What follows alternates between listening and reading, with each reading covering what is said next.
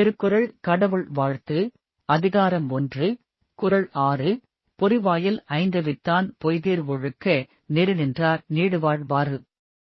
பொருள்: 5 புலன்களையும் அடக்கி பொய்யற்ற ஒழுக்கத்துடன் வாழ்வோர் நீடித்த நல்ல வாழ்க்கையைப் பெறுவார்கள்.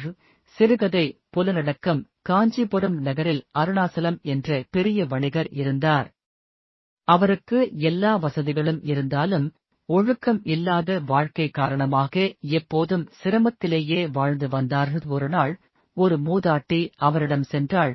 ஐயா, உங்களுக்கு மிகுந்த செல்வம் இருக்கிறது, ஆனால் மன அமைதி இருக்கிறதா என்று கேட்டாள். அருணாசலம் சற்று யோசித்து, இல்லை, எப்போதும் ஒரு விதமான பதற்றம், கவலை இருக்கும் என்றான்.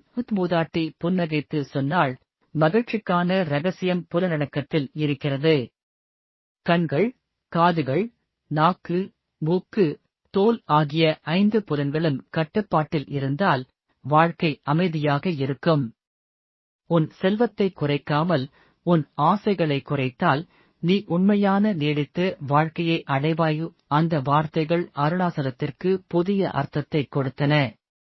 அவர் நிதானமாக யோசித்து தனது பழக்க வழக்கங்களை மாற்றத் தொடங்கினார். பொய்யான வாழ்வில் இருந்து நேர்மையான வாழ்க்கைக்கு மாறினார். சில மாதங்களுக்குள் அவர் உண்மையான மகிழ்ச்சியை அடைந்தார். கதை. நியாயம்.